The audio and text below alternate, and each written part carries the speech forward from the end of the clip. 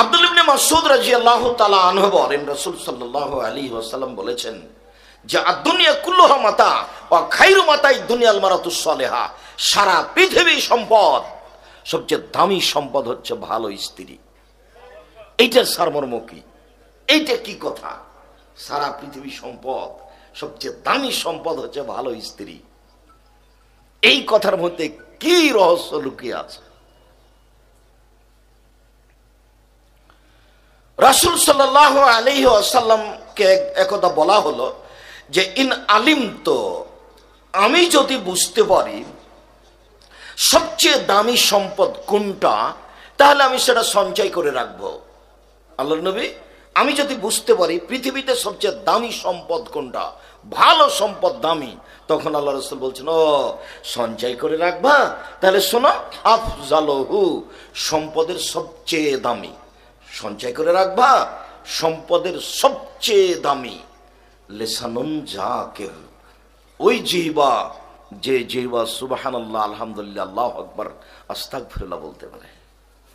বলতে শিখতে হবে যখন তখন, আস্তাগফিরুল্লাহ ওয়া আতুবু ইলাইহি, আস্তাগফিরুল্লাহ আল্লাযী লা ইলাহা ইল্লা হুয়াল হাইয়ুল কাইয়ুম ওয়া আতুবু ইলাইহি, এগুলো যখন তখন উঠতে বসতে একবারে গতির সাথে নিয়ে চলে আসতে হবে, জরুরি।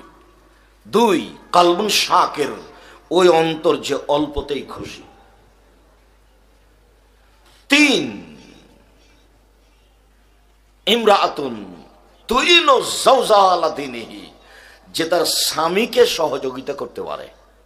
প্রত্যেক দিন যখন রাত 10টায় আসে তখন জিজ্ঞাসা করে, কি ব্যাপার, ব্যবসায় কাউকে ফাঁকি দাওনি তো? 200 টাকার জিনিস 500 টাকায় বিক্রি করনি তো?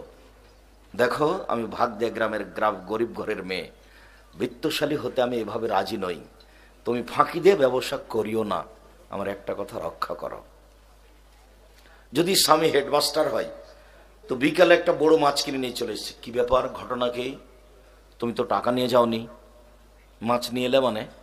কিভাবে নিয়ে এলে? বলে একটা ছেলে ফর্ম ফেরাবার জন্য 3000 টাকা দিয়েছিল, 1000 টাকা 2000 নিয়ে চলে এসেছে। তোমার সামনে আমি মাছ মাটিতে পুঁতে দিলাম, আমার তালাক হবে না, এই বাড়িতে থাকবো সেটা আমি বুঝতে চাচ্ছি না, আমি তোমার মাছ রান্না করব না, তোমার সামনে আমি মাছ মাটিতে পুঁতে দিলাম। তুমি মনে রেখো, আমাকে নিয়ে সংসার করলে বৈধ রুজি দিয়ে সংসার করতে হবে। স্বামীকে সহযোগিতা করে দিনের উপরে। দেখো, আমি ঘুমিয়ে যাই, রাত 12টা পর্যন্ত তুমি এই মোবাইলে ছবিতে টিভিতে দেখতে থাকো, ল্যাংটা মেয়ে, মনে করো না যেটা তুমি খুব ভালো করছো। আমি কটাক্ষভাবে বললে তুমি খারাপ মনে করবা, তবে মনে করো এর জন্য তুমি ক্ষতিগ্রস্ত হবে।